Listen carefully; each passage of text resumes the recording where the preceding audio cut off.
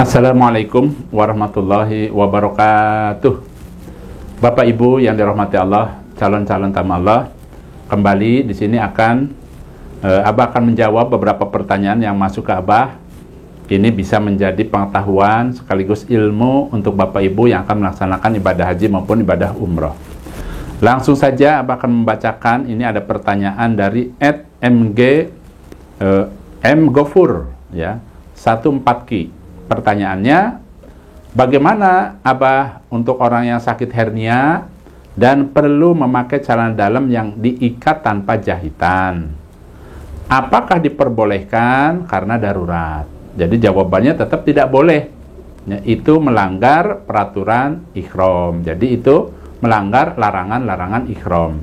Sebab ya, laki-laki yang berihram itu ya, pakaiannya hanya 2 lembar.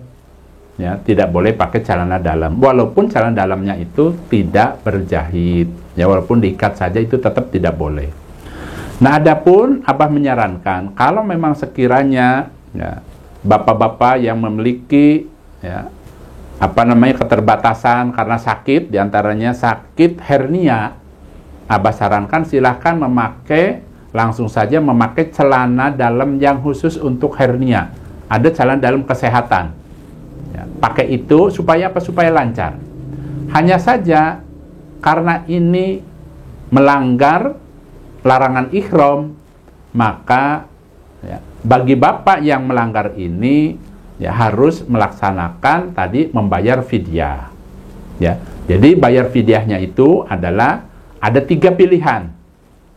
Yang pertama tadi menyembelih 1 ekor kambing. Kemudian itu pilihan pertama. Yang kedua yaitu memberi makan 6 orang miskin yang ada di Mekah, masing-masing setengah sok. Kemudian yang ketiga pilihannya yaitu puasa 3 hari di Mekah. Itu pilihannya.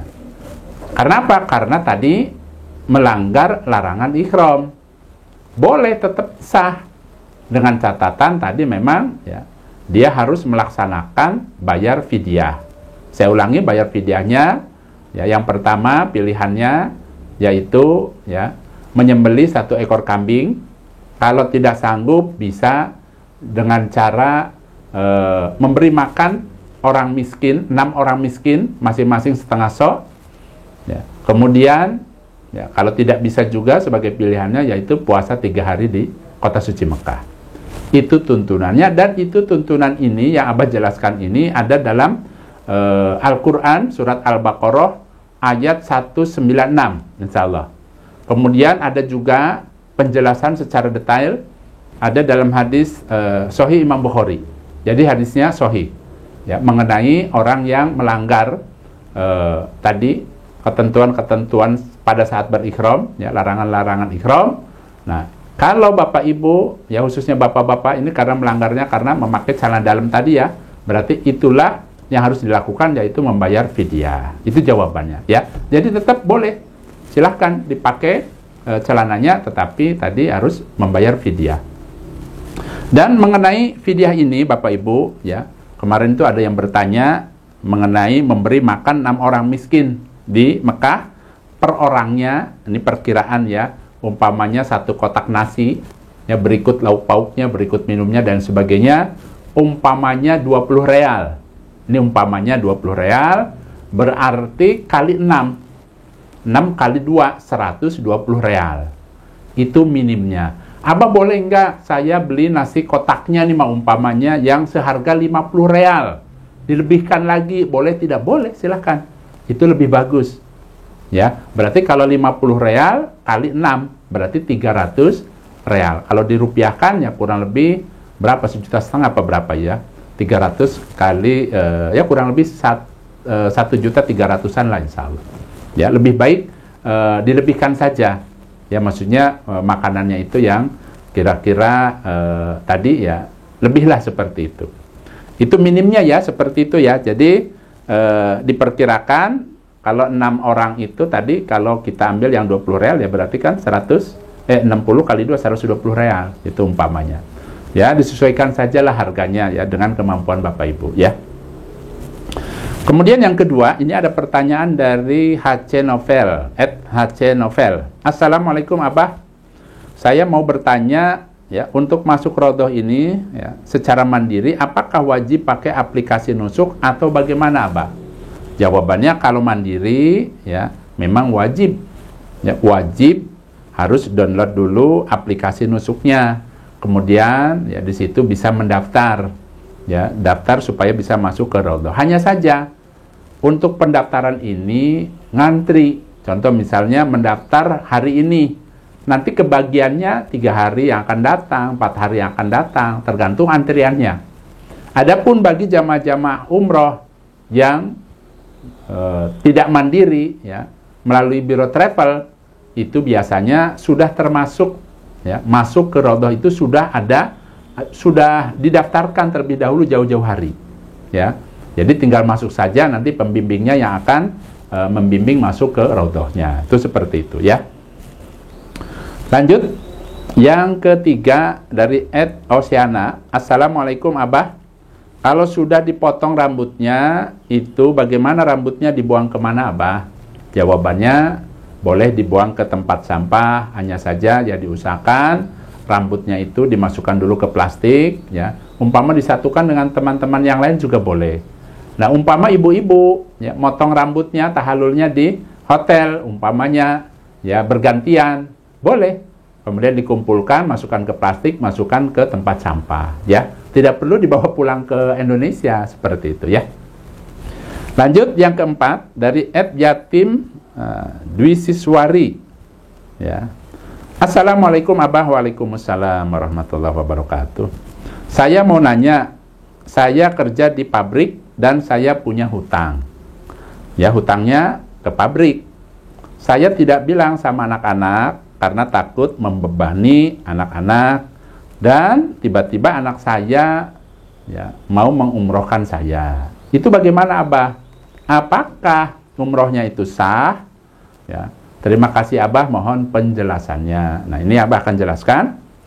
Bersyukur ya bagi Bapak Ibu yang memiliki putra-putri yang soleh dan solehah, yang sampai memikirkan bagaimana orang tuanya bisa ya, ke tanah suci, baik itu untuk melaksanakan haji maupun ibadah umroh. Jadi ini merupakan kejutan bagi anak ya, kejutan untuk orang tua. Nah, ini pertama disyukuri, alhamdulillah ya, karena tadi anak-anaknya menjadi anak-anak yang soleh dan soleha. Yang keduanya bersyukur kepada Allah, ini merupakan panggilan melalui rezeki anak-anaknya. Allah memberikan rezeki kepada anak-anaknya, dan anak-anaknya memberikan kesempatan kepada orang tuanya untuk bisa melaksanakan ibadah umroh. Disyukuri dulu.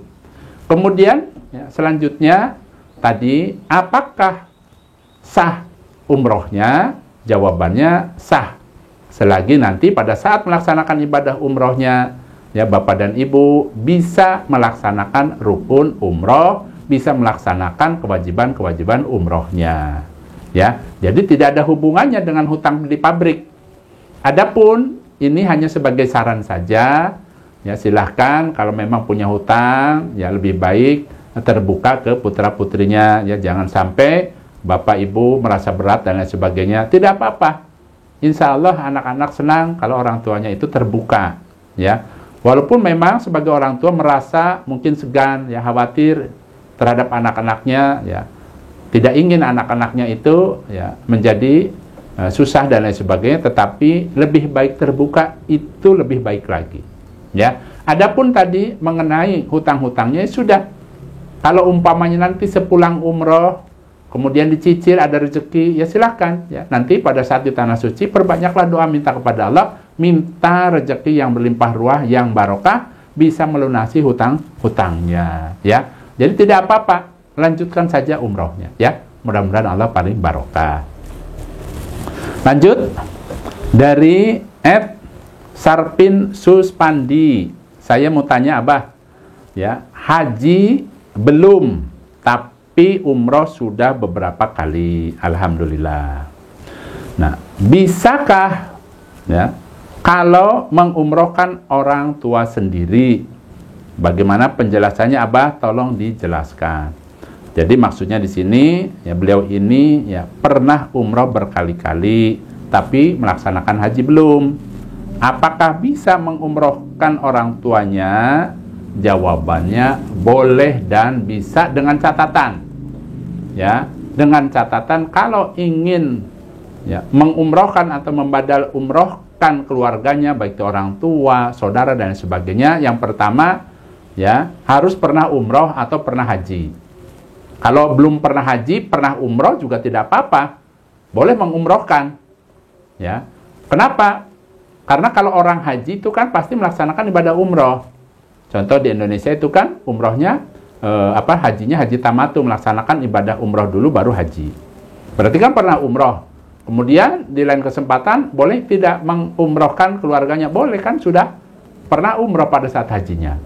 Nah, di sini pertanyaannya pernah umroh tapi haji belum, boleh nggak mengumrohkan? Jawabannya boleh.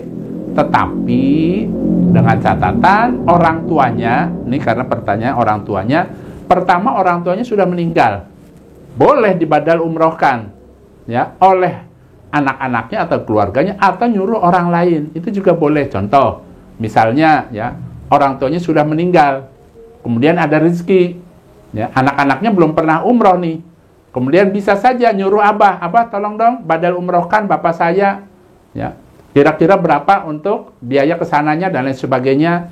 Itu bisa, karena kebetulan tim abah, ya abah dan tim itu, ya tim yang ada di Mekah itu biasa mengerjakan seperti itu. Ya ada yang WA ke abah tolong dong amal soleh orang tua saya dibadal umrohkan, ya berapa biayanya? Insya Allah biayanya per orang itu satu nama itu 2,5 juta. Nanti setelah bapak ibu mengamanahkan siapa namanya, kemudian nanti tim abah yang ada di Mekah akan mengerjakan, ya. Nah biasanya 1 hari selesai, kemudian nanti videonya akan abah share ke yang bersangkutan yang menyuruh abah tadi, itu ya, seperti itu. Nah, kembali ke pertanyaan tadi, ya syaratnya orang tuanya sudah meninggal, itu pertama. Yang kedua, orang tuanya masih hidup tetapi tidak ada kemampuan secara ya fisik. Secara fisik ya bisa dipastikan tidak sanggup. Contoh umpamanya karena sakit yang berat, yang mana sakitnya itu tidak bisa diharapkan kesembuhannya, boleh dibadal umrohkan ya, karena kita sayang terhadap orang tua, ingin memberikan pahala yang besar yaitu pahala umroh, maka bisa dibadal umrohkan ya. Dan untuk badal umroh ini boleh enggak lebih dari sekali umpamanya, boleh. Contoh orang tuanya meninggal ya, sudah meninggal, kemudian dulu dia pernah umroh umpamanya, boleh nggak dibadal umrohkan lagi ya, kirim pahala buat orang tuanya, boleh, silahkan ya. Jadi intinya nanti pahalanya dikirimkan ke orang tuanya yang sudah meninggal itu ya. Jadi transfer pahala lah seperti itu, dengan cara membadal umrohkan, walaupun dia pernah umroh boleh dibadalkan lagi, boleh seperti itu ya. Lanjut yang selanjutnya dari siapa nih, Sodik Nur ya. Assalamualaikum Abah Jojo. Waalaikumsalam. Saya mau bertanya, bagi orang yang umroh apa ada tuntunan untuk tawaf wada? Jadi pertanyaannya, apakah orang yang umroh itu ada tuntunan khusus, ada perintahnya, ada hadisnya, ada perintah dari Nabi untuk melaksanakan tawaf wada? Jawabannya tidak ada. Yang ada itu adalah untuk orang yang haji. Hukumnya bagi orang yang haji tawaf wada itu wajib. Ingat ya, untuk orang yang haji tawaf wada itu wajib. Nah, orang yang haji kalau dia hajinya itu ya, dia itu tinggalnya di Mekah, itu juga tidak wajib. Ini yang wajib yang haji tapi tinggalnya di luar Mekah, contoh dari Indonesia umpamanya. Kemudian tidak wajib juga walaupun dia haji kalau dia dalam keadaan haid. Itu ada dalam hadis itu dijelaskan ya, Nabi memberikan kelonggaran, keringanan bagi orang yang haid. Walaupun dia haji, dia tidak wajib kalau dia sedang haid. Adapun dalil ini yang ada dalam hadis mengenai Nabi memerintahkan kepada orang-orang yang haji itu jangan langsung bubar, pergi meninggalkan begitu saja kota suci Makkah pada saat hajian ya. Jadi Nabi itu memberikan arahan bahwa amalan terakhir itu adalah tawaf di Baitullah itu khusus untuk yang haji. Adapun untuk yang orang-orang yang melaksanakan ibadah umroh, hukumnya sunnah. Ya, boleh dikerjakan, boleh tidak, bukan wajib. Ya. Jadi umpamanya karena capek, saya tidak melaksanakan tawaf wada pada saat umrohnya, bagaimana ini? Apakah terkena dam? Apa wajib bayar fidyah? Jawabannya tidak. Karena itu hukumnya sunnah bagi orang yang melaksanakan ibadah umroh. Tetapi kalau ingin mengerjakan, itu juga tidak dosa, boleh. Ya. Termasuk berarti itu tawaf sunnah yang terakhir hitungannya. Ya, tawaf sunnah, tawaf yang terakhir karena ingin meninggalkan kota suci Mekah. Tetapi hukumnya itu sunnah saja, ya, bukan kewajiban. Seperti itu jawabannya. Lanjut, Assalamualaikum Abah. Pas pakai ihram, kemudian bawa tas, kalau hujan pakai payung. Bagaimana, Bah? Ya, makasih. Salam dari Jakarta. Insya Allah 1 November kami sekeluarga akan berangkat. Ini insya Allah mengenai umroh. Jadi, Abah simpulkan pertanyaannya, pada saat seseorang itu berikhram, ya, baik itu ihram haji maupun ihram untuk umroh, itu kan bawa tas, kemudian tiba-tiba nih hujan, ya, repot nih, kemudian pakailah payung. Apakah itu diperbolehkan? Jawabannya boleh. Ya, pakai payung, kan memang ada tuntunannya itu larangan berihram bagi laki-laki tidak boleh menutup kepala, tapi yang sifatnya menetap nempel di kepala. Contoh ini peci itu tidak boleh. Nah, kalau payung itu kan payung dipegang tangan, tidak nempel ke kepala. Tapi kalau nempel di kepala itu juga larangan. Tidak boleh payungnya ditempelkan, kan ada modelnya ditempelin di kepala, itu jangan. Karena sifatnya masih nempel di kepala. Adapun kalau berteduh atau pakai payung yang sifatnya itu tidak menetap di kepala, itu diperbolehkan, tidak melanggar aturan-aturan berikhram atau tidak melanggar larangan-larangan ikhramnya. Itu ya, seperti itu jawabannya. Lanjut. Dari Ed Purwanto. Abah, Jojo, saya bertanya, berapa lama di Raudhah tiap orang? Maksudnya waktunya berapa lama di Raudhah? Ya, di sini Abah akan jelaskan.